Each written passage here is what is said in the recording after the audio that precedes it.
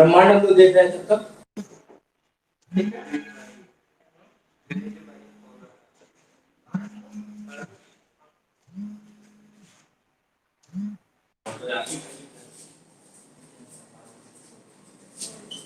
ठीक है। देखिए ब्रह्मांड देख चुके हम लोग। ब्रह्मांड में हम लोग देखे हैं अब तक कि ब्रह्मांड की खोज कैसे हुई। सबसे पहले दिमाग में किसके आया ब्रह्मांड, इसको बता।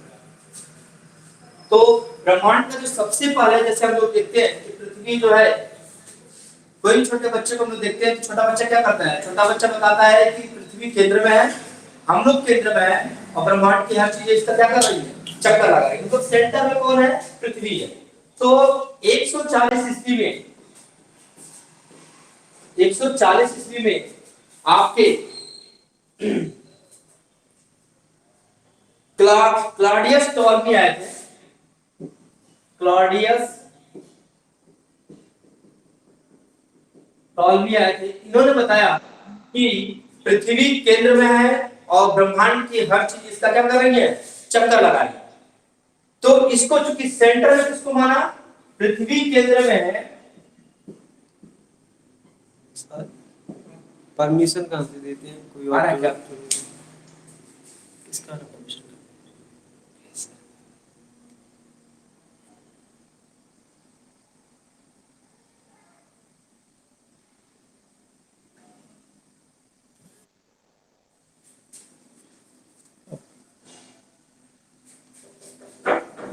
नेक्स्ट क्लास में होगा।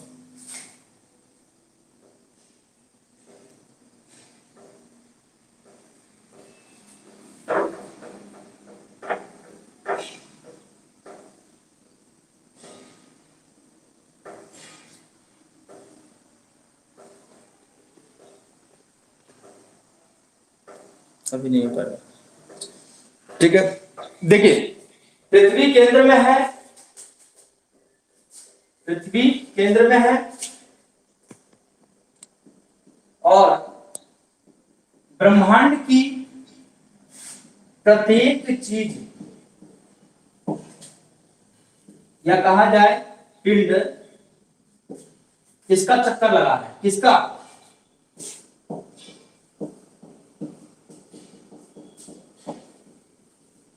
चक्कर लगा है। मतलब कि पृथ्वी सेंटर में है अकॉर्डिंग टू टॉलमी।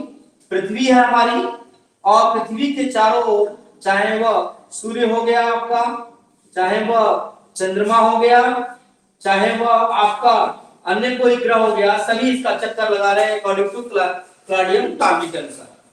ठीक है। अब जो है हम देखते हैं जैसे कि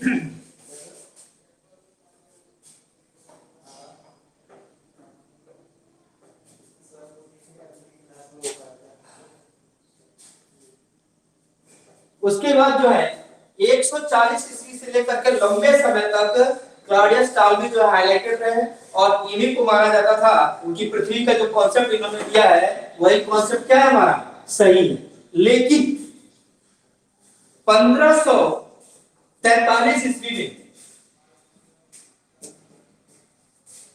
1543 ईस्वी में आपका एक नए जियोलॉजिस्ट आया जिसका नाम था कॉपरनिकस। कॉपरनिकस ने बताया, ये नाम इंपॉर्टेंट है, आपको ये याद रखने की जरूरत है। कॉपरनिकस ने बताया कि पृथ्वी जो है वह केंद्र में नहीं है, सूर्य जो है हमारा, सूर्य केंद्र में है और सभी पिंड इसका चक्कर लगा रहे हैं।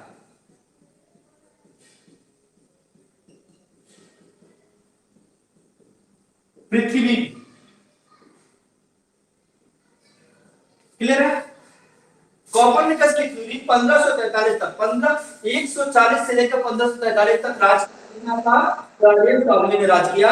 उसके बाद जो है 1543 में जो है वह नया आया आपका कौन, कॉपरनिकस, और उसने बताया कि सूर्य केंद्र में है और सभी पिंड इसका क्या कर रहे हैं, चक्कर लगा रहे हैं। कोई पृथ्वी भी इसी का चक्कर लगा रही है, लेकिन हमें पता है कि केवल यही जो है ब्रह्मांड की व्याख्या नहीं हो सकती। ठीक है। अब उसके बाद इसको आपके क्लॉडियस टॉलमी के थ्योरी को बोला गया जियोसेंट्रिक अवधारणा। जियोसेंट्रिक अवधारणा या इसी को बोला गया जियोसेंट्रिक थ्योरी। इसे क्या बोला गया? Geocentric theory. ठीक है, चूंकि पृथ्वी केंद्र में टॉलमी ने माना था, इसलिए जियो पृथ्वी को बोलते हैं, सेंटर में रख करके सबको हम लोग देख रहे हैं। उसके बाद जो है आपका 1543 में कोपरनिकस आया और कोपरनिकस ने बताया कि सूर्य केंद्र में है, जबकि सभी पिंड इसका क्या कर रहे हैं? चक्कर लगा रहे हैं। तो सूर्य को केंद्र माना, इसलिए जो है इसको हेलियोसेंट्रिक अवधारणा बोला गया। आपसे सीधा क्वेश्चन बनता है कि हेलियोसेंट्रिक अवधारणा किसने दिया? तो हेलियोसेंट्रिक अवधारणा दिया आपके कोपरनिकस ने। हेलियोसेंट्रिक अवधारणा कोपरनिकस ने दिया और जियोसेंट्रिक अवधारणा आपके टॉलमी ने दिया था। ठीक है, ये दो थ्योरी आपको याद रखना है। अभी धीरे धीरे हम ब्रह्मांड की तरफ बढ़ रहे हैं। ब्रह्मांड पहले पृथ्वी के आसपास पृथ्वी को ही समझा जाता था कि यही केंद्र में है और यही ब्रह्मांड है। इसी के चारों तरफ जो भी पिंड घूम रहे हैं वो सभी क्या है? ब्रह्मांड है। पृथ्वी हमारे सेंटर में है, जबकि वास्तविकता है यह नहीं है। 1543 में कोपरनिकस ने बताया कि सूर्य जो हमारा सूर्य है वह केंद्र में है, बाकी ब्रह्मांड की चीज का क्या कर रही है? चक्कर लगा रही है।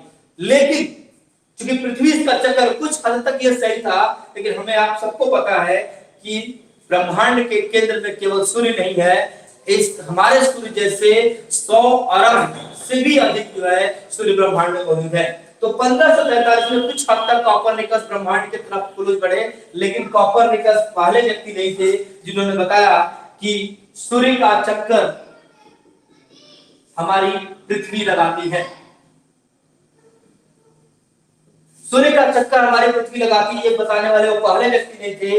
इससे पहले हमारे आर्यभट्ट ने बता दिया था, भारत के थे, और आर्यभट्ट ने पहले ही बता दिया था कि पृथ्वी सूर्य का चक्कर लगाती है और पृथ्वी और सूर्य के बीच की दूरी इतनी है, चंद्रमा और सूर्य के बीच दूरी इतनी है। सब सटीक जब हम बोलते हैं कि कोपरनिकस के परदादा के परदादा भी जन्म नहीं लिए होंगे, उस समय आर्यभट्ट पैदा हुए थे और आर्यभट्ट ने जो है सौर मंडल का कॉन्सेप्ट ऑलरेडी दे रखा था।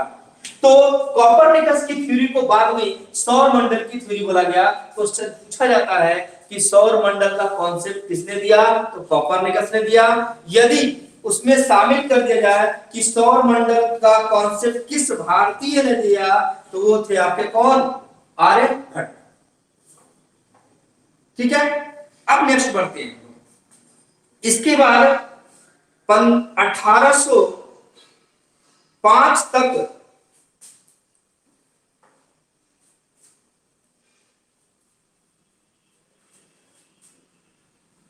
जैसे हम लोग को पता है कि हर चीज जो ब्रह्मांड विश्व में मौजूद है, लगभग मैक्सिमम चीजों की खोज भारत में हुई है, लेकिन हमारे पूर्वजों ने इतना संभाल के रखा था और उसके जो वंशज पैदा हुए, हम लोग उतने सक्षम नहीं थे कि उनकी धरोहर को संभाल सके या उनकी व्याख्या अच्छे से कर सके। इसलिए हमारी चीजें कहां चलेगी? फॉरेन कंट्रीज में चलेगी, यूरोपीय कंट्रीज से। ब्रिटेन बाद में आया, बोला जाता है भारत की खोज हुई। कहां से भारत की खोज हो गई? भारत ऑलरेडी पहले से मौजूद था। तो उसके बाद जो है 1805 में हर्शेल, याद रखिएगा, हर्शेल ने दूरबीन से देखा और बताया कि जिस ब्रह्मांड की कल्पना कोपरनिकस कर रहे हैं वह एकमात्र ब्रह्मांड का हिस्सा है।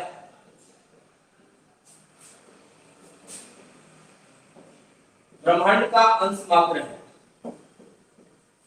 मतलब हर्शेल ये बताया कि जिस सौर मंडल को, जिस सूर्य को केंद्र मानते हुए ब्रह्मांड को उसके चारों तरफ कल्पना कर रहे हैं कोपरनिकस, वह कुछ और नहीं, केवल ब्रह्मांड का अंश है और यही वो और कुछ नहीं, केवल हमारा क्या है? सौर मंडल है। तो हर्शेल के द्वारा डिफाइन किया गया कि कोपरनिकस ने जो व्याख्या की है वह कुछ और नहीं, वह क्या है? सौर मंडल है। ठीक है, नेक्स्ट हम बढ़ते आगे की ओर। हर्शेल के बाद जो है 1925 में एडविन कोई हबल है 1925, Edwin P Hubble. Hubble telescope से हम लोग परिचित हो गए। हबल टेलीस्कोप विश्व का सबसे बड़ा टेलीस्कोप था, रेडियो टेलीस्कोप था, लेकिन अब नहीं है, अब चाइना का सबसे बड़ा रेडियो टेलीस्कोप है। तो एडविन पी हबल ने 1925 में ब्रह्मांड को देखा और ब्रह्मांड को देखने के बाद बोला कि जितनी कल्पना ब्रह्मांड का व्यास है और यह व्यास अभी और ही फैल रहा है। तो दोस्तों 50 करोड़ प्रकाश वर्ष, एक प्रकाश वर्ष में 1 लाइट ईयर इक्वल टू होता है 1 लाइट ईयर इक्वल टू होता है 9.46 into 10 to the power 12 kilometre. प्रकाश वर्ष दूरी मापने की इकाई है, पहले पूछा जाता था। उसका 1 लाइट ईयर में 9.46 into 10 to the power 12 kilometre होता है। अब इसमें 250 करोड़ से मल्टीप्लाई कर दीजिए, आपको पता चल जाएगा कि जो है ब्रह्मांड का व्यास कितना है।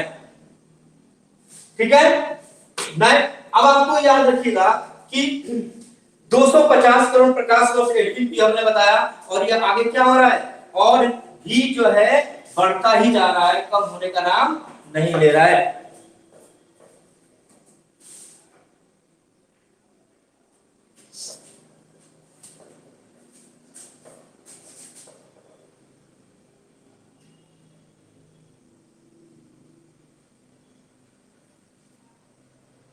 ये था ब्रह्मांड का मोटा मोटा, आपको ब्रह्मांड के लोग थ्योरी दिए। आपको याद रखना है कि किसने बताया कि ब्रह्मांड का जो व्यास है वह 250 करोड़ प्रकाश वर्ष है। ये याद रखना आपको। किसने सौर मंडल का कॉन्सेप्ट दिया, कोपरनिकस ने दिया। पूछा जा सकता है कि किस भारतीय ने जो है आपका सौर मंडल का कॉन्सेप्ट दिया, तो भारतीय कौन थे, आपके आर्यभट्ट थे। ठीक है जी, ये कुछ पॉइंट से आपको याद रखना ब्रह्मांड का। अब जब एडविन पी हबल बताना शुरू किए, तब हम ब्रह्मांड की कल्पना कर सकते हैं कि ब्रह्मांड क्या है। देखिए,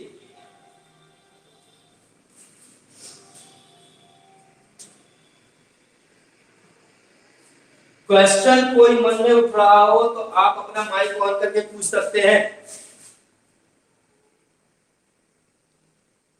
किसी को भी कोई क्वेश्चन पूछना हो तो अपनी माइक ऑन करके पूछ सकते हैं, कोई दिक्कत नहीं। अब आइए देखिए, ब्रह्मांड को जब बनाते हैं हम लोग, तो ये मान लीजिए कि मोटा मोटा ये ब्रह्मांड है हमारा, ये ब्रह्मांड है, इसका लिमिट इतना ही नहीं है, और भी ज्यादा हो सकता है। अब माना जाता है कि ब्रह्मांड में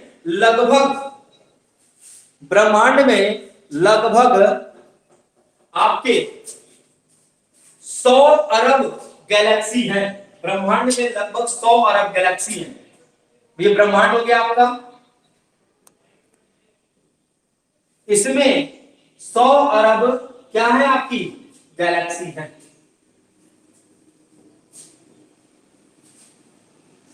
इसमें से गैलेक्सी मतलब आकाश गंगाएं, आकाश गंगाएं गैलेक्सी है।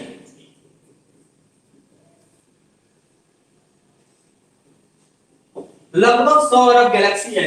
इसमें से एक गैलेक्सी है जिसका नाम है मंदाकिनी, और यह हमारी आकाशगंगा है।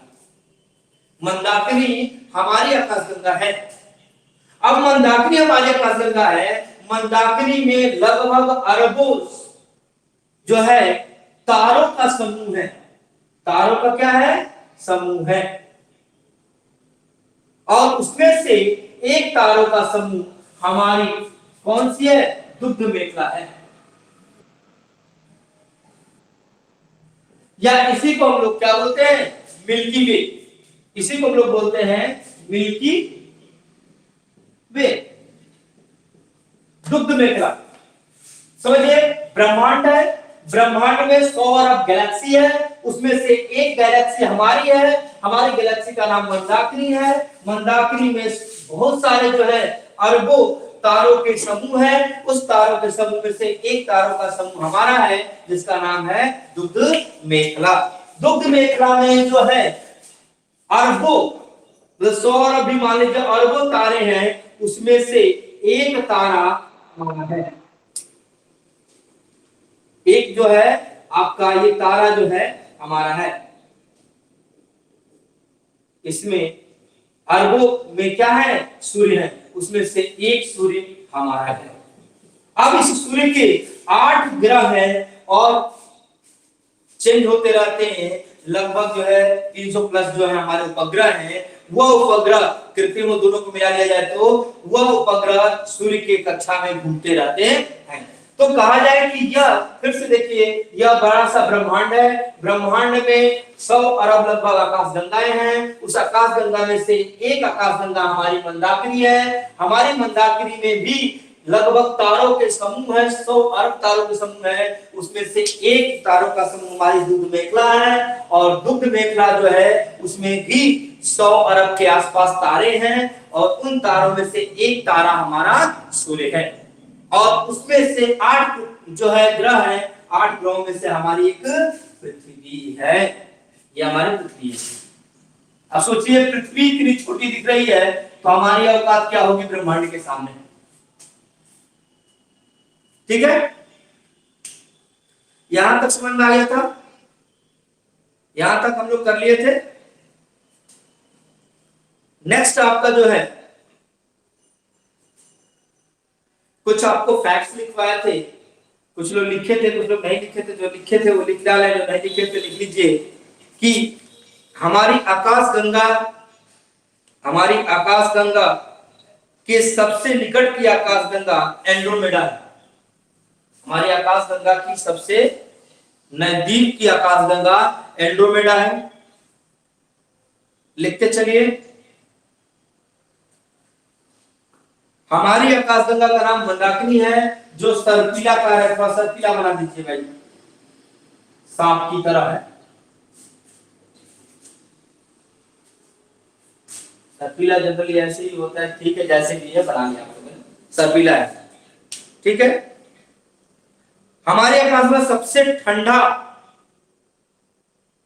जो तारा है वो है ओरियन नेबुला। सबसे तारों का समूह बोला जाए, ये जो तारे के समूह है सबसे ठंडा और सबसे चमकीला है, उसका नाम है ओरियन नेबुला। ओरियन नेबुला ये हमसे सबसे पास का जो भी तारे के समूह है उसमें से सबसे ठंडा और सबसे चमकीला तारों का समूह है ओरियन नेबुला। पृथ्वी से सबसे नजदीक का, मतलब अपने सूर्य के सबसे पास और पृथ्वी के सबसे नजदीक का कोई तारा है, उसका नाम है साइरस या डॉग स्टार। लिख लीजिए साइरस। ये सब क्वेश्चन बन सकते हैं। साइरस क्यों, या इसी को बोलते हैं डॉग स्टार। साइरस या डॉग स्टार जो है यह पृथ्वी का सबसे नजदीक का तारा है या सूर्य है।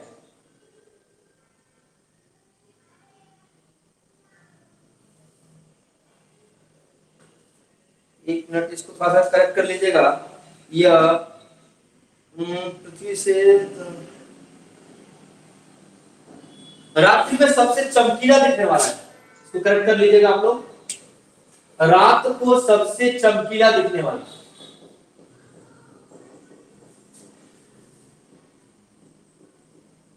सबसे चमकीला दिखने वाला कोई तारा है तो वो है हमारा कौन सा, साइरस या डॉग स्टार। जो सबसे नजदीक का तारा है वो है प्रॉक्सिमा सेंचुरी। जो सबसे नजदीक का तारा है वो है प्रॉक्सिमा सेंचुरी।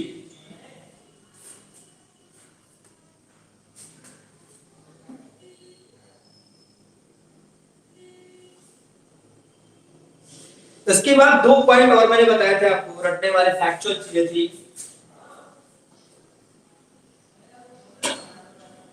क्वेश्चन कोई माइंड में आया तो पूछ सकते हैं आप लोग अपना माइक ऑन करके।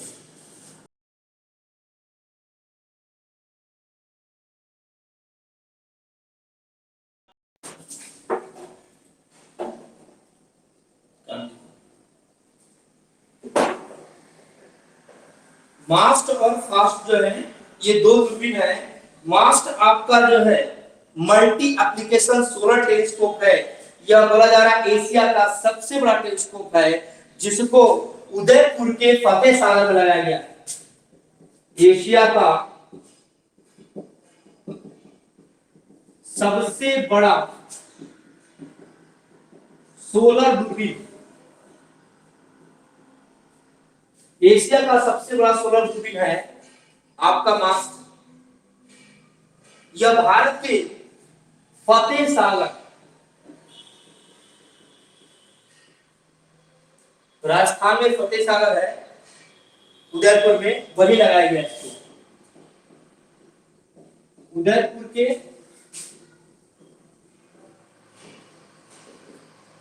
राजस्थान के उदयपुर के फतेह सागर में मास्क लगाया गया, जो एशिया का सबसे बड़ा सोलर टेलीस्कोप है। जबकि विश्व का सबसे बड़ा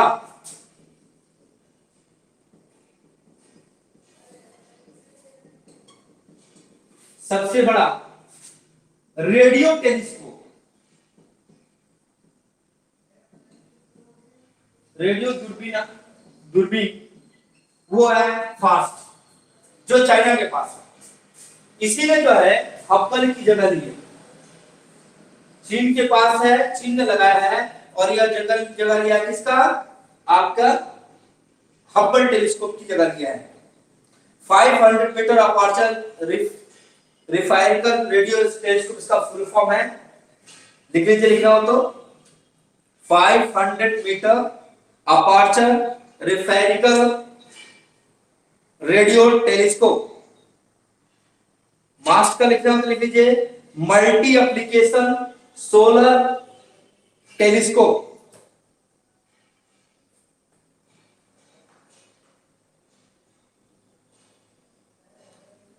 हब्बल था, हब्बल के बाद कैपलर था, कैपलर के बाद आपका फास्ट है। तीन क्रम याद रखिए, पहले हब्बल टेलीस्कोप सबसे बड़ा था, उसके बाद कैपलर था, और उसके बाद फास्ट आ गया चाइना। ये दोनों अमेरिका के थे।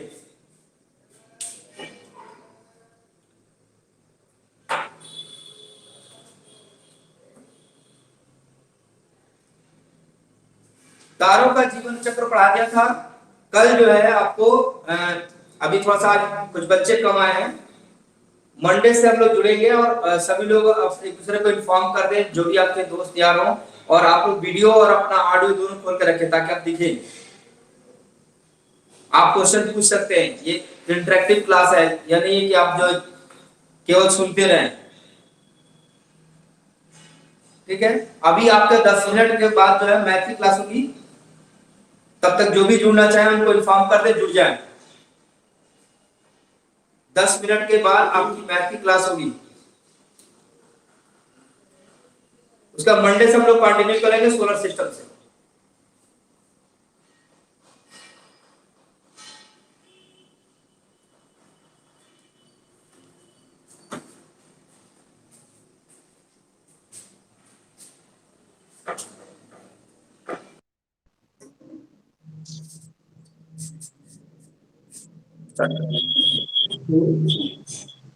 स्टार्ट करा लीजिए।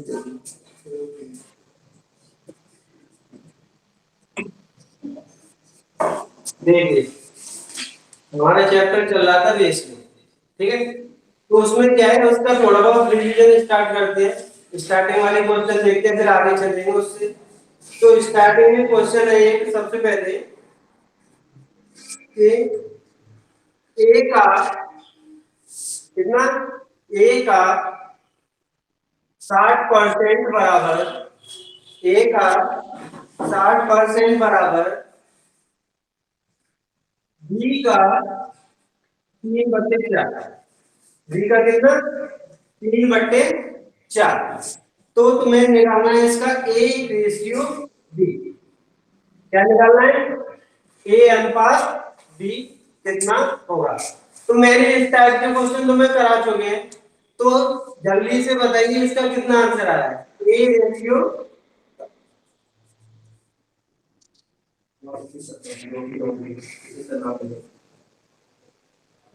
रेशियो 4, सही है। और किसी को मत,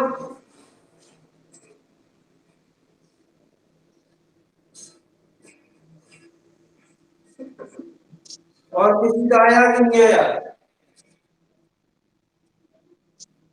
बताया। देखिए, तो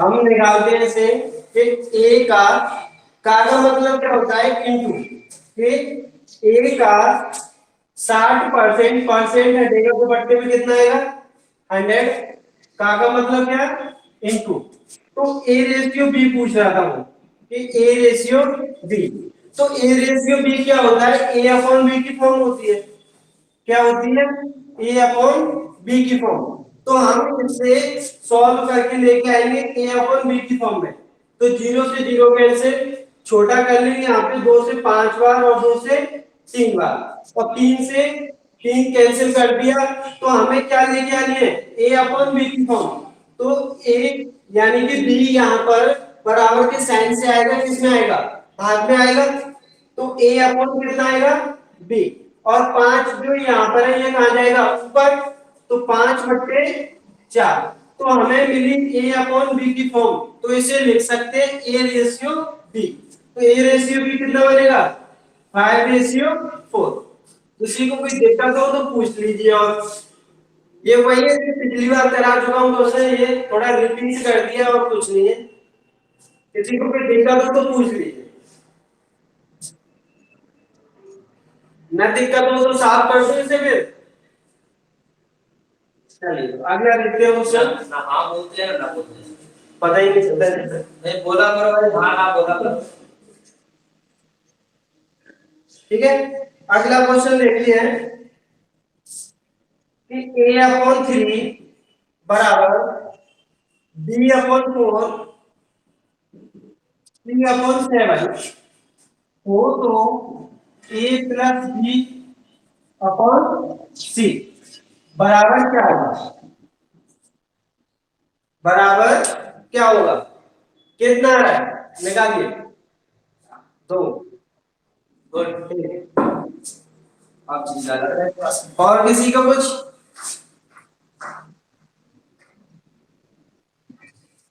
देखिए कैसे सॉल्व करते हैं कि a अपॉन 3 दे रखा है, b अपॉन 4 है और c अपॉन 7 है, तो मैंने तुम्हें बताया था इसे सॉल्व करेंगे तो दो दो के पेयर्स बना लेते हैं अलग अलग, तो सॉल्व कर लेंगे, नहीं तो जो इसके बट्टे में फॉर्म होती है, जैसे a अपॉन 3 दे रखा है, a अपॉन 2 दे रखा हो, कुछ भी दे रखा हो, वो उसी की वैल्यू होती है डायरेक्ट, या तो निकाल सकते हैं या सीधे डायरेक्ट क्या होती है वैल्यू उसी की होती है जब बट्टे में आता है, तो सीधी वैल्यू उठा के पुट कर देंगे ए बी सी की तीनों की, तो वैल्यू पुट करेंगे 3 प्लस 4 प्लस के 7 अपॉन 7, तो टोटल कितना हो जाएगा 14/7, तो वैल्यू निकल के आ जाएगी इसकी कितनी 2। अगर किसी को कोई दिक्कत आ रही हो, जैसे अगर वो जानना चाह रहे हैं कि डायरेक्ट कैसे होता है, जैसे अलग अलग दो के पेयर बनाए तो दो दो के पेयर भी बना के सॉल्व कर सकते हैं इसे, ठीक है, ये कैसे करेंगे देख लीजिए, ठीक, एक बार हम लेंगे a अपॉन 3 बराबर b अपॉन 4, फिर दूसरा पेयर बनाएंगे b अपॉन 3 बराबर c अपॉन 7, तो मैंने तुम्हें बताया था कि a अपॉन b की, जैसे a रेशियो b के लिए चाहिए हमें a अपॉन b की फॉर्म चाहिए, तो यहाँ पर 3 कहाँ चला जाएगा ऊपर और b आ जाएगा नीचे क्रॉस मल्टीप्लिकेशन में, तो a अपॉन b बराबर 3 अपॉन 4, तो ये बनेगा 3/4, ऐसे ही इधर बन जाएगा b रेशियो से c बराबर 4/7, अब क्या है यही उल्टी कॉन्सेप्ट है कि a रेशियो b बराबर 3/4 और b रेशियो c बराबर 4/7, तो आ गया हमारा सीधा उल्टी एल का कॉन्सेप्ट कि पहले सीधे मल्टीप्लिकेशन 4 दिया 12, फिर ऐसे 16 और 7 चौके 28, तो ए बी सी की वैल्यू तीनों की निकल के आ जाएगी, तो 4 से काट देंगे 3 4 7, तो निकल के आ जाएगी 3 4 7, ए की वैल्यू निकल के आई 3, बी की कितनी आई 4 और सी की 7, उठा के वैल्यू पुट कर देंगे तो आंसर आ जाएगा तुम्हारा। किसी को कोई प्रॉब्लम, अगर कुछ दिक्कत हो तो सब पूछ लीजिए, और माइक खोलकर पूछ सकते हैं आराम से, माइक खोल के रख दो। ठीक है, दिक्कत तो नहीं है किसी को, ठीक।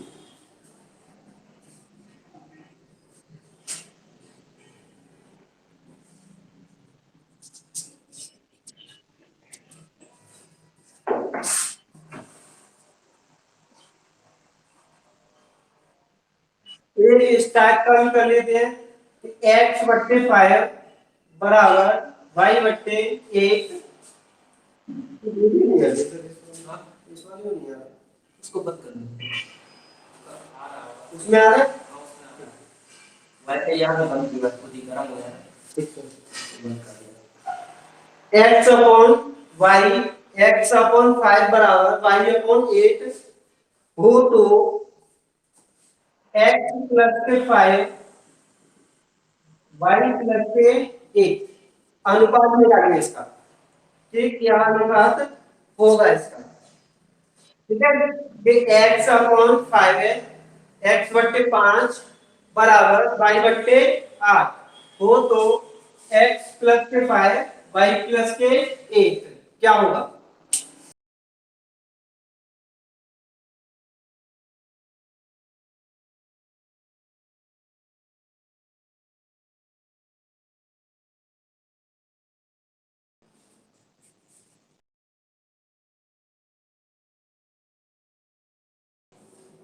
आया किसी का नहीं आया?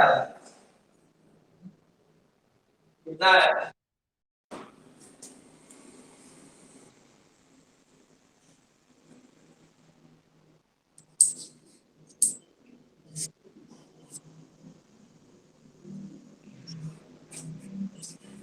देखिए, कि जैसे जब ऐसा क्वेश्चन आ जाए तो सीधी उसी की वैल्यू क्या होती है? वही होती है बट्टे वाली। कि x अपॉन 5 है तो x की वैल्यू कितनी है यहाँ पर? 5। y की वैल्यू कितनी है? 8। उठा के पुट कर दीजिए सीधा कि x की जगह पे 5 रखेंगे, 5 और 5 कितना? 10 अनुपात 8 और 8 कितना हो जाएगा? 16। तो 2 से काट देंगे कितनी है? 5 8। तो इसका अनुपात निकल के आ जाएगा 5 अनुपात 8। किसी को कोई दिक्कत? जैसे क्या होता है कि जो इसकी अपॉन में वैल्यू होती है, जैसे x अपॉन 5 x अपॉन 3 कुछ भी देता तो वो वैल्यू उसकी सीधी डायरेक्ट हो जाती है और उठाकर जब ऐसा क्वेश्चन आता है बनता है तो उस जगह पे सीधा पुट कर देते हैं उसे, तो सीधा आंसर निकल के आ जाएगा 5 अनुपात 8। ठीक है ना? समझ में तो आएगा? साफ कर दूं? ठीक है, अगला देखते हैं क्वेश्चन।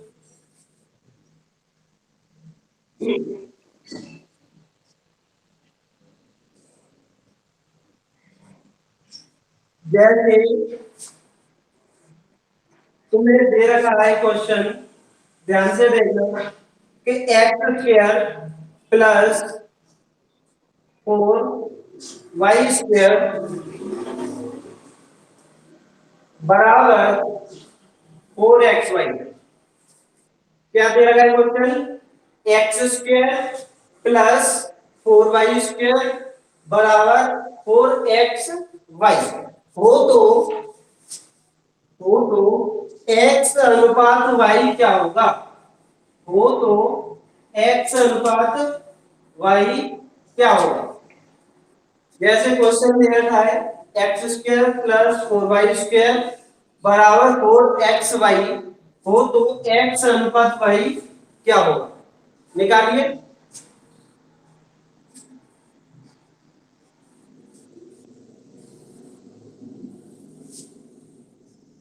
निकालिए, सब लोग निकालिए।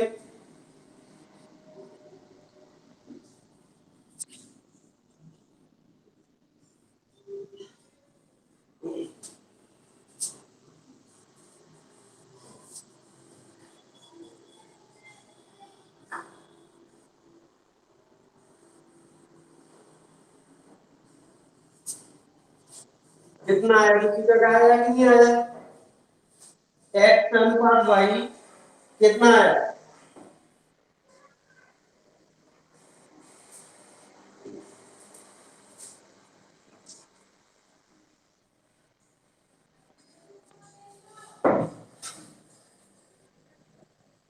कोई आवाज आ रही है कि नहीं आ रही है किसी की?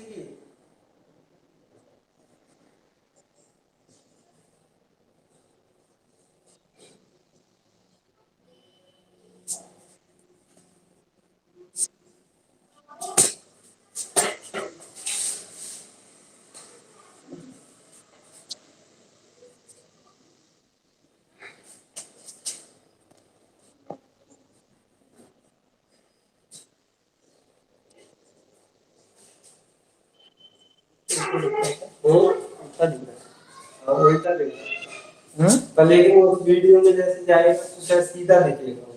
पूछो उनसे। किसी को सीधा दिख रहा है क्या? कैसा दिख रहा है बोर्ड पर? उल्टा दिख रहा है या सीधा दिख रहा है?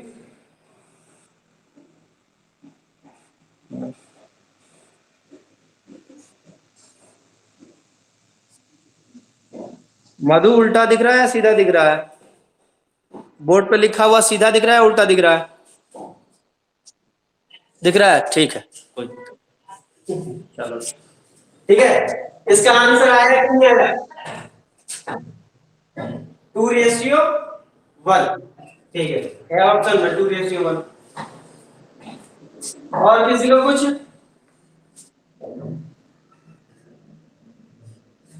ठीक है, देखिए कैसे सॉल्व करते हैं इसे कि एक्स स्क्वायर प्लस 4y² बराबर क्या दे रखा है? 4xy। ठीक है, तो ये 4xy इस बराबर के साइन से आएगी इधर, तो किस में आएगी? माइनस में आएगी। कि एक्स स्क्वायर प्लस के 4y² माइनस के 4xy। तो यहाँ पर ये तुम्हें कोई फॉर्मूला टाइप का बनता दिख रहा है कि नहीं दिख रहा है? कि कोई फॉर्मूला दिखा, यहाँ पर क्या बन रहा है? ये 4xy। तो यहाँ पे जैसे हम फॉर्मूला बनाते हैं कि a प्लस b का होल स्क्वायर बराबर क्या होता है? a square plus b square minus का बना लीजिए। ठीक है, तो माइनस के क्या होता है यहाँ पर? 2ab होता है। होता है कि नहीं होता है? तो यहाँ पर ये क्या है अंदर? जैसे a की जगह हम वैल्यू ले लें क्या? x, और b की जगह वैल्यू कितनी आएगी यहाँ पर? 2y। तो ये फॉर्मूला बनेगा x प्लस x माइनस के 2y का होल स्क्वायर। बनेगा कि नहीं बनेगा? कि x माइनस 2y का होल स्क्वायर। इसे खोल देंगे तो x स्क्वायर प्लस के 4y स्क्वायर माइनस के 4xy जाएगा। तो बराबर क्या बचेगा यहाँ पर? कुछ भी नहीं। क्या बनेगा? कुछ भी नहीं बनेगा। अब जो स्क्वायर चढ़ा हुआ है इस पर इधर चढ़ा देंगे तो जीरो के ऊपर कुछ भी चढ़ा दे तो वैल्यू क्या आती है? हमेशा जीरो ही आती है। तो x माइनस के 2y बराबर क्या मिलेगा हमें? जीरो। तो x बराबर 2y, और यहाँ पर हम x बट्टे y की फॉर्म लेने आएंगे तो यहाँ बचेगा 2/1। तो 2/1 को क्या लिख सकते हैं? 2:1। समझ में आया कि नहीं आया? कि जैसे ये हमें क्या बन जाएगा? a माइनस बी का होल स्क्वायर बन जाएगा, तो बराबर जीरो। अब इसको क्या करेंगे? बराबर के साइन से उधर भेजेंगे तो जीरो पे चढ़ाएंगे तो उससे कुछ फर्क नहीं पड़ेगा। तो हमें वैल्यू मिलेगी x माइनस के 2y बराबर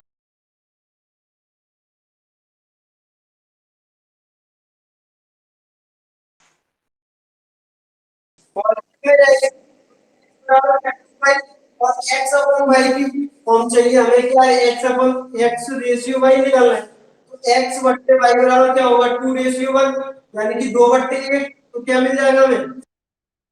कोई प्रॉब्लम तो नहीं है ना? क्वेश्चन समझ में आया कि नहीं आया?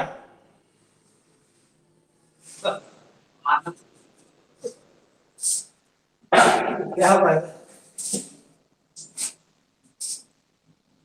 सामने होते तो सब चेहरा दिखता है। वीडियो सब आपका लगे।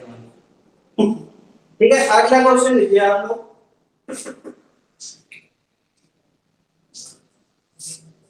6 तथा 54 के बीच मध्यानुपाती क्या है?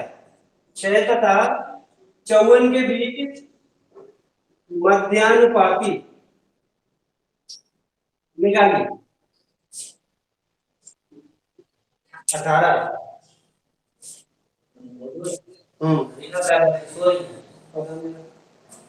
और किसी को कुछ? मध्यानुपाती कई बार कराया है मेरी क्लास में। देखिए कि मध्यानुपाती के लिए क्या होता है? अंडर रूट में ए बी। क्या होता है? अंडर रूट में ए बी, यानी कि ये क्या है? ए बराबर, और ये क्या दे रखी है? बी। यानी कि पहली वैल्यू इंटू दूसरी वैल्यू, तो अंडर रूट में कितना दे रखा है 6 इंटू 54, कितना है 6 इंटू 54, तो इसका गुणा करने पर तो अंडर रूट से क्या बाहर निकलेगा, जैसे चाहे तो इसे सीधा गुणा करके लिख देना, या यहीं पे इसके क्या कर देना फैक्टर कर देना, तो फैक्टर करेंगे इसके कितना 6 इंटू 9 इंटू 6, अब 6 का एक पेयर मिला यहाँ पर और 9 से बाहर क्या निकलेगा 3, तो कितना मिलेगा हमें 18। कुछ भी कर सकते हैं यहाँ पे, जैसे बस ये याद रखना है कि मध्यानुपाती निकालने के लिए अंडर रूट में क्या होता है ए बी, क्या होता है अंडर रूट में ए बी, ठीक है।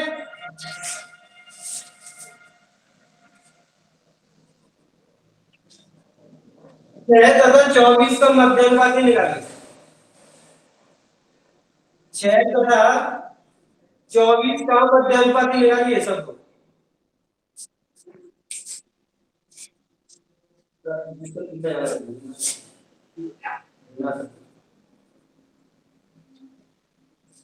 रीना जी तुम्हारा आया कि नहीं आया?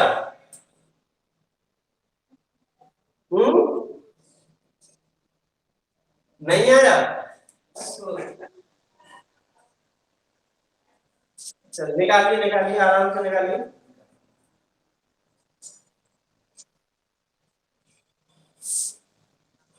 मध्यानुपाती निकालना है, क्या निकालना है मध्यानुपाती, और मध्यानुपाती के लिए मैंने तुम्हें बताया था अंडर रूट में क्या होता है ए बी, अंडर रूट में ए बी, ठीक है। चाहे तो फैक्टर करके निकाल देना या कैसे निकाल देंगे सीधा गुणा कर कर,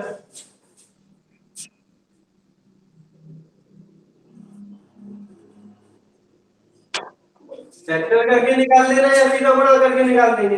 यहाँ से 6 मिलेगा, 4 से क्या मिलेगा 2, तो कितने मिल जाएगा तुम्हें 12।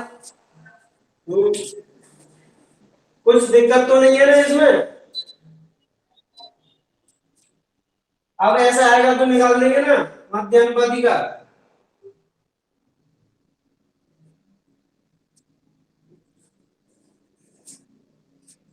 अगला लिए तो 16 तथा 24 का 16 तथा 24 का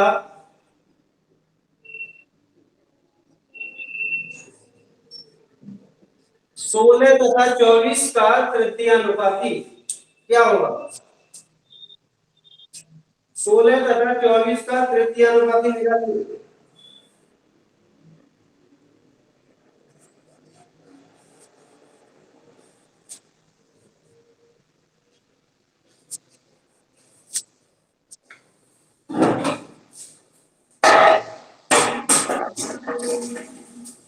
कितना है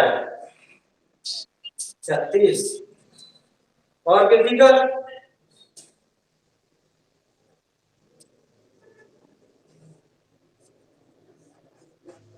सर आपका आया कि नहीं आया?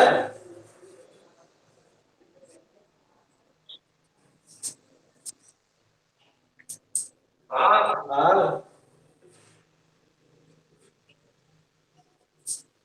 क्या करें बेटा, बैठे तो पढ़ ही रहे हैं। दीना जी आपका आया कि नहीं आया तृतीयानुपाती? अच्छा लगाइए। सविता सविता जी क्या सुन रही है?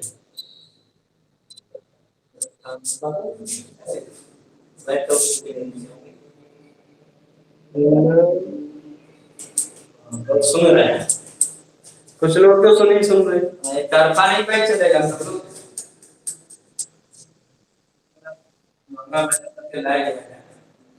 ठीक है देख लीजिए क्या पूछा है तृतीयानुपाती,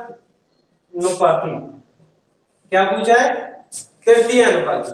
तो तृतीयानुपात निकालने के लिए क्या होता है बी स्क्वायर अपॉन ए, क्या होता है बी स्क्वायर अपॉन ए।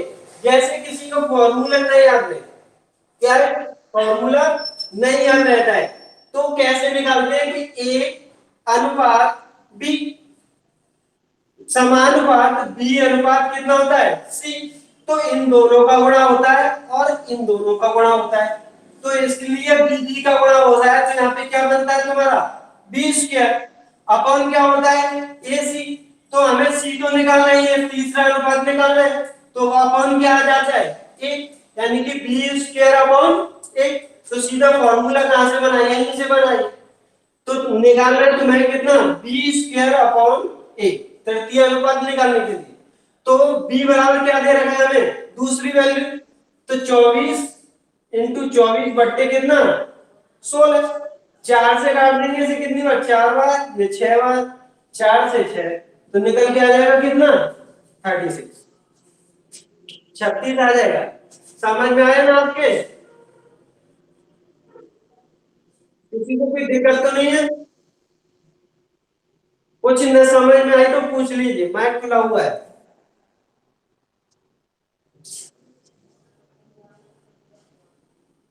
आ गया कि नहीं आया, साफ करूं फिर?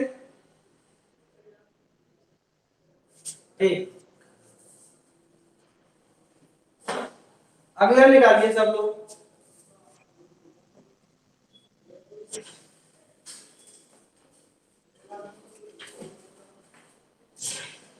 18 तथा 24 का तृतीय अनुपाती, 18 तथा 24 का तृतीय अनुपाती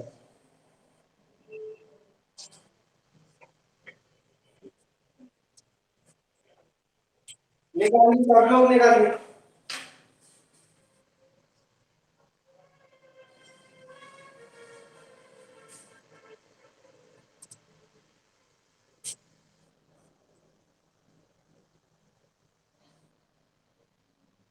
जिसका आ जाए वो आंसर बता देना कितना आ रहा है। 32। और किसी का कुछ?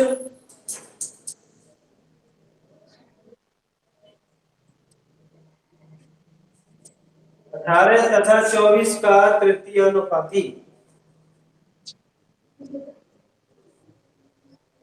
32। पहले तुम्हारा 20 के रकम क्या है, 20 के रकम है, तो बी क्या दे रखा है 24, 24 इंटू 24 अपन कितना 18, 6 से काट देंगे 6 दिया 18, 6 चौके 24, 3 से कितनी बार 8 बार, 8 चौके 32। ठीक है, देखते हैं अनुपाती समझ में आया कि नहीं आया। ठीक है, आगे बढ़ते हैं अब।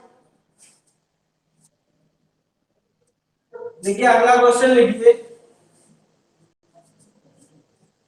12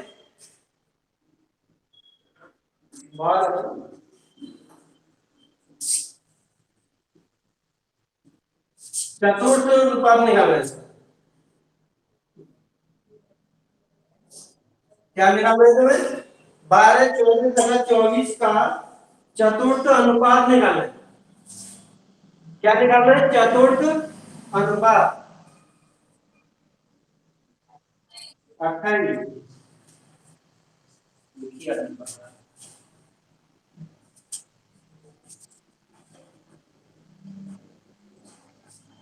निकालिए, सब लोग निकालिए।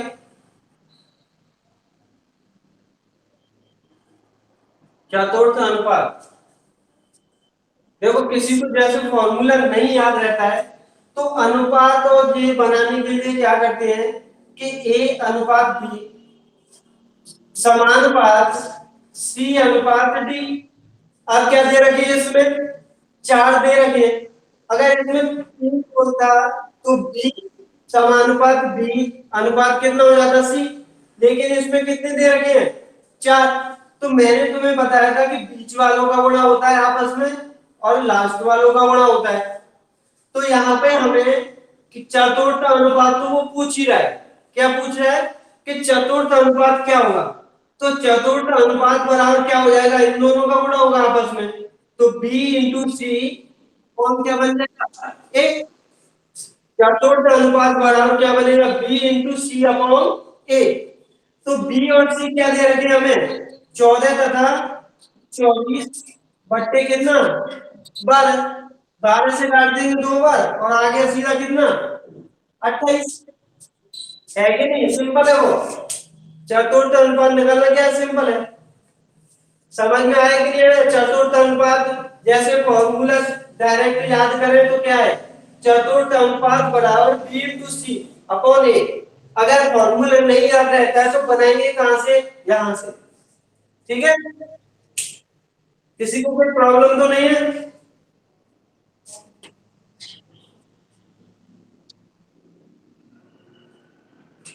एक और निकालिए 5 9 12 5 9 12 का चतुर्थ अनुपात निकालिए 5 9 12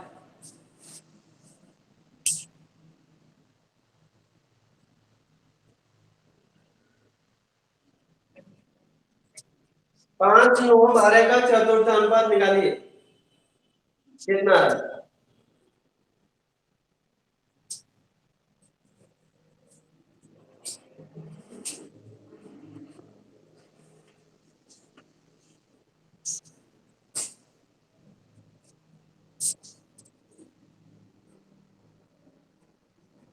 निकल के आया कि नहीं आया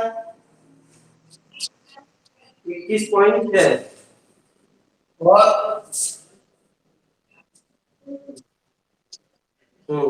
और किसी का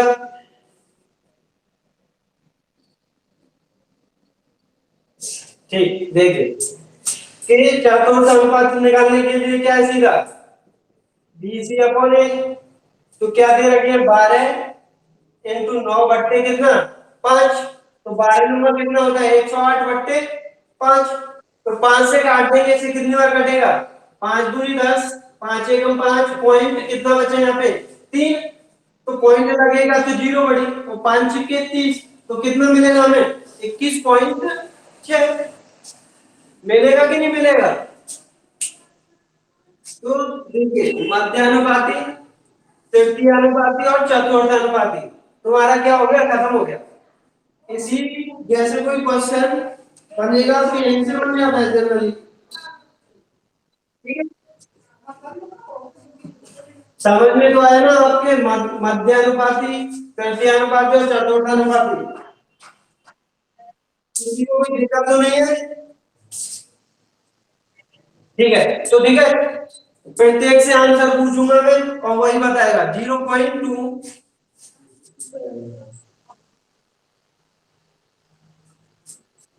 0.12 और 0.3 चतुर्थ अनुपात निकालना है इसका। क्या निकालना है चतुर्थ अनुपात निकालना है। देख तो रहा है ना सबको 0.2 0.12 0.3 चतुर्थ अनुपात निकालना है इसका।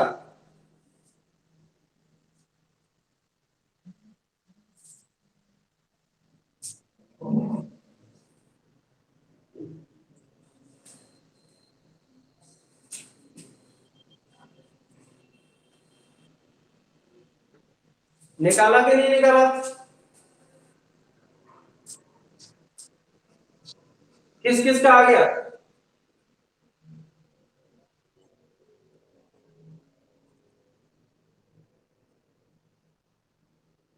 किस किस का आया आंसर 0.18 और किसी का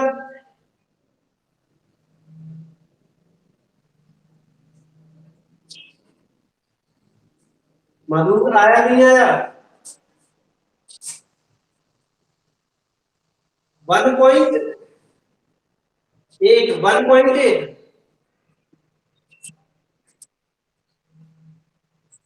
कितना आ रहा है 1.1 1.8 नहीं है गलत आ रहा है।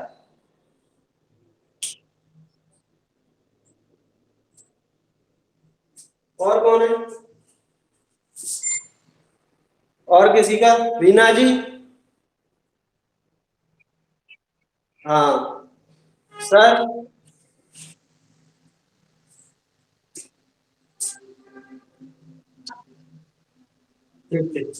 हाँ नहीं, कैसे क्या है कि बी सी अपॉन क्या होता है ए, तो 0.12 इंटू 0 पॉइंट कितना रहेगा 3 बट्टे 0.2, तो यहां से पॉइंट खत्म, क्या होगा, यानी कि एक अंक के बाद का जो पॉइंट है उसे हम कैंसिल कर देते हैं कि पॉइंट से पॉइंट हो गया खत्म। अब दो से काटेंगे, दो छिक्के 12, लेकिन हमें याद रखना है कि यहाँ पर दो अंक के बाद क्या है पॉइंट है, तो हम यहाँ पर दो अंक ही लिखेंगे, तो दो अंक लिखेंगे, क्या लिखेंगे 0 और 6, यानी कि 6 से पहले क्या लगा देंगे 0 लगा देंगे और लगा देंगे पॉइंट, यानी कि 0.06 और इन दोनों का कर देंगे गुणा, तो 6 तिया कितना होगा 18, और दो अंक से के पहले क्या लगा पॉइंट, तो 0.1, ठीक है, समझ में आया कि नहीं आया, कि आंसर आएगा 0.18, ठीक है। हाँ हाँ 0.18 बोल दीजिए, और क्या बोलते हैं उसे 0.18, ठीक है।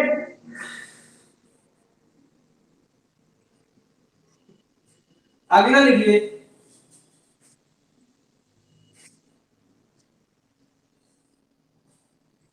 0.02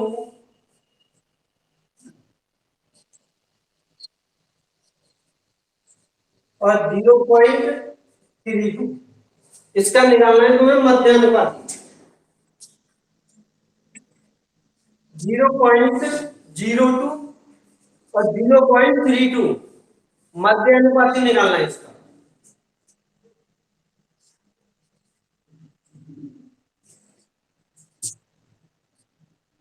निकालिए मध्य अनुपाती कितना आएगा।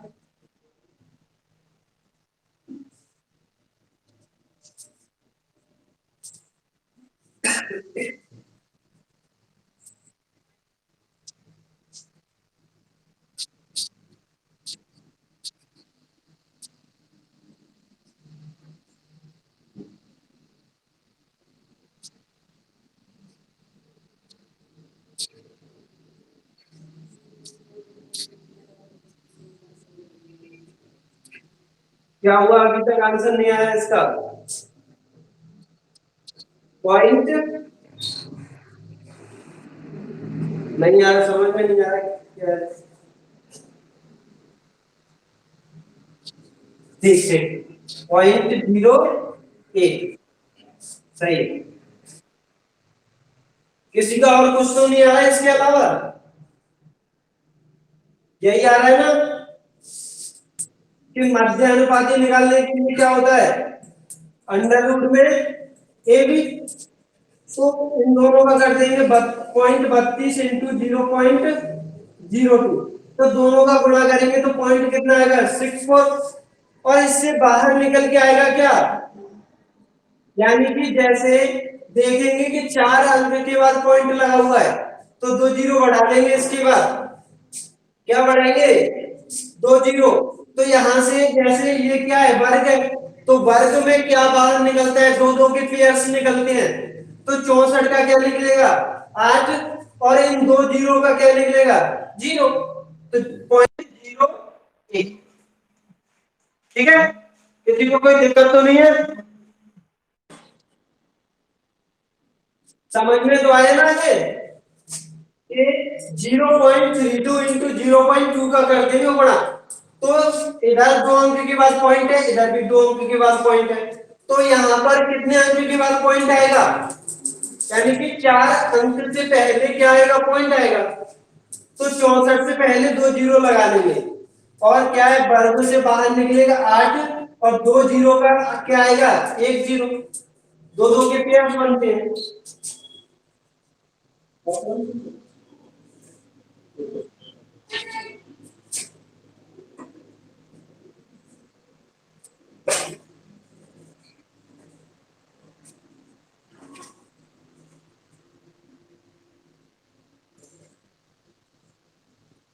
ठीक है, एक क्वेश्चन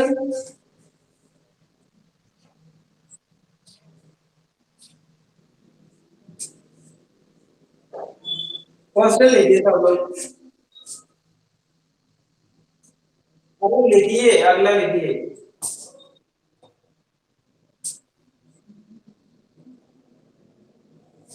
ए बी से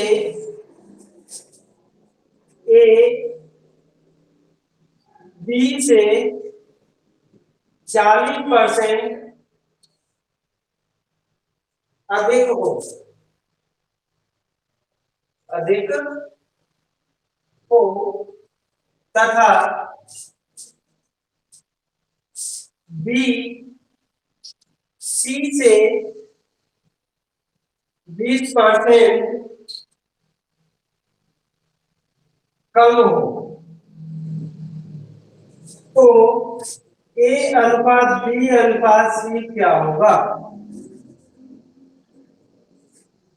देख रहा है ना सबको कि ए बी से 40% अधिक हो तथा बी सी से 20% कम हो, तो ए अनुपात बी अनुपात सी क्या होगा? निकालिए।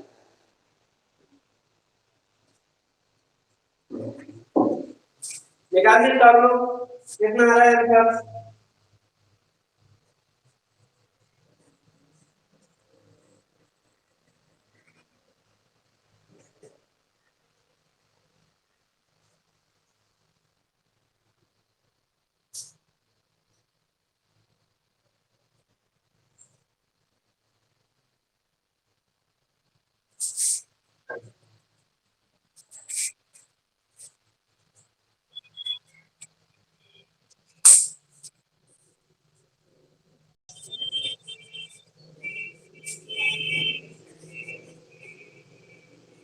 कितना है निकल कर?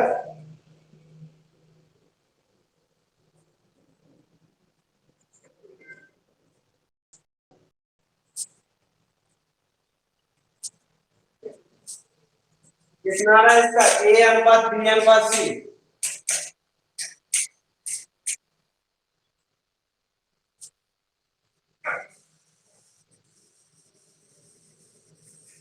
मधु कितना आ रहा है इसका?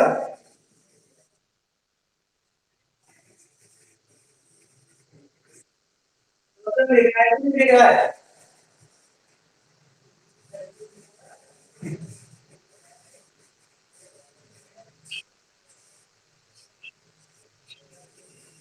दोबारा बोलना।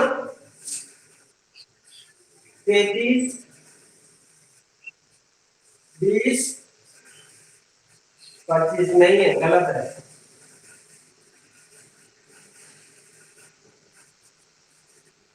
कहीं पर मिस्टेक कर रहे होंगे आप।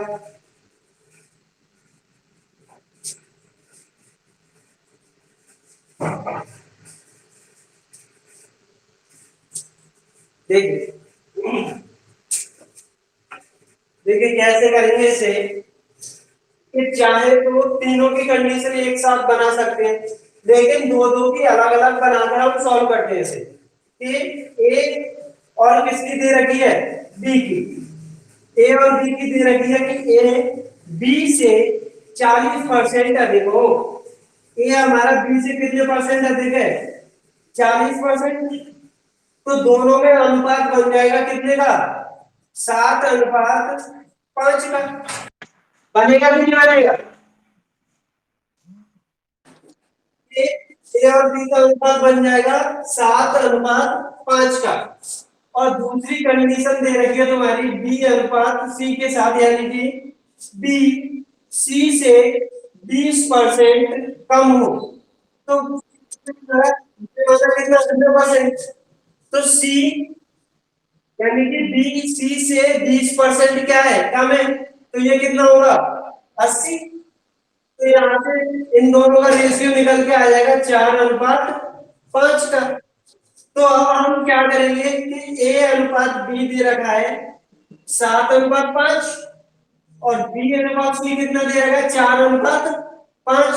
अब ए बी और सी निकालेंगे तो वही उल्टी एल लगाएंगे यहाँ पर। तो 7 चौके कितना? 28, 4 पंजे 30 और 5 × 5 कितना? 25। तो ए बी सी निकल के आ जाएगा 28, 20, 25। समझ में आया कि नहीं आया?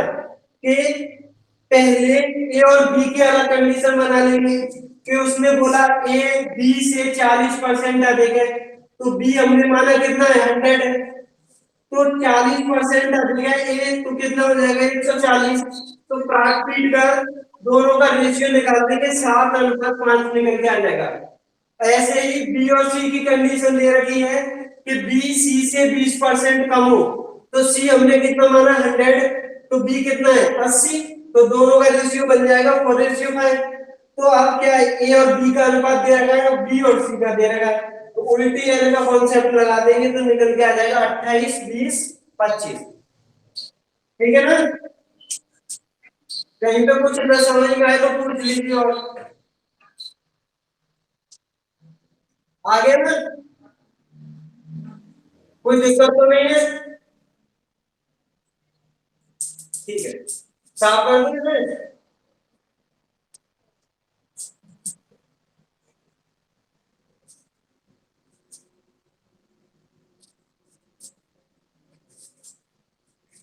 ठीक है, तो आप देखेंगे कल, कल मंडे को। मंडे को। हाँ हाँ हाँ जी, ये तो बस रिवीजन टाइप कर रहा हूँ, कुछ नहीं है। मंडे को 11 बजे से रहेगा, ठीक है। 11 बजे से 11 से 12 जीएस का रहेगा और 12 से 1 आपका मैथ करेगा। 3 दिन मैथ और 3 दिन रीजनिंग रहेगी, ठीक है मधु। और आपका जो 3 दिन रीना आप लोग का जो रीजनिंग का रहेगा उसमें हम लोग कुछ और ले लेंगे, ठीक है।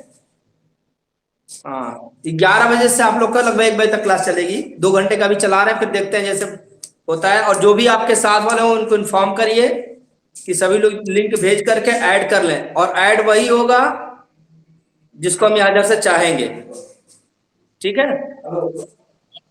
हाँ जी, नहीं संडे को नहीं रख, कल एक्चुअली लॉकडाउन में हम लोग को घर से भी निकलना मुश्किल हो जाएगा, तो घर से बाहर ही नहीं निकलेंगे तो क्लास कैसे चल पाएगी, ठीक है। तो ये मान के चलिए कि आपको मंडे को आपका वही 11 बजे से कंटिन्यू रहेगा। अभी देख रहे हैं हम लोग साइको का भी सेट कर रहे हैं, क्लास टाइम सेट हो जाए, क्योंकि नेट का भी 1 बजे से है। आप लोग अपने जो भी दोस्त यार हैं जो भी हैं उनको आप लोग समझा बताइए कि आप ज्वाइन करें, ठीक है। नहीं तो पता चलेगा बाद में छूटता जाएगा तो हमारा दोस्त नहीं जाएगा। कोई प्रॉब्लम हो, किसी को लिंक जोड़ने में प्रॉब्लम हो तो कांटेक्ट करें, ठीक है। चलिए आप लोग मंडे को मिलते हैं। ओके बेटा, बाय।